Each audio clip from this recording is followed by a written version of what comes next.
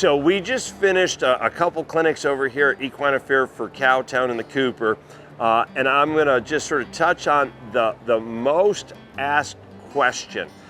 We had people that stopped and they said, so when you're turning on the cow, you do a rollback and then a rollback.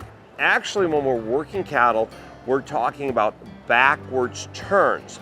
A rollback is a forwards turn. And the reason we don't do a rollback in any of the cattle events, whether it's cow horse events, herd work, or cutting, is if I'm parallel to the cow and I roll back, I would actually pivot on my inside foot because I'm turning right. All right? And now I'm gonna turn left. Now I'm gonna turn right.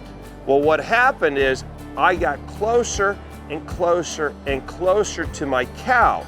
When I start to close that separation, I put my horse and myself in a position of a chase, and I'm going to lose my cow. So if you sat through the demonstrations we were doing, after about 4 or 5 turns on a horse that's young or just has done this for the first time, the cow is often going to slip past.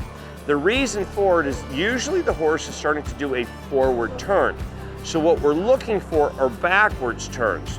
So when I turn now and I'm turning to my right, I'm gonna sit back, my horse will draw back. My legs are my horse's hind legs, and he's gonna pivot on the outside hind to here. And then he's gonna pivot back, and he's gonna pivot back.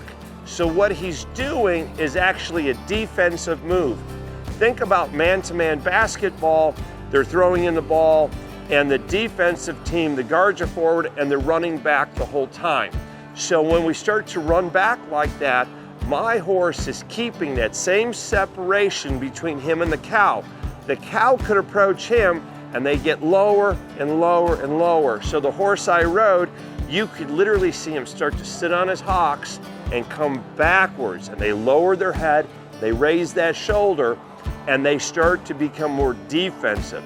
When we're working cow horses or cutters, you could literally see us take a horse that's a herd animal that's used to being a prey animal, and the way that we set them up, hook them to the cow, how we keep our horse's eyes focused and connected to the cow, we take these prey animals and they start to click over in the brain and start to act almost predatorial.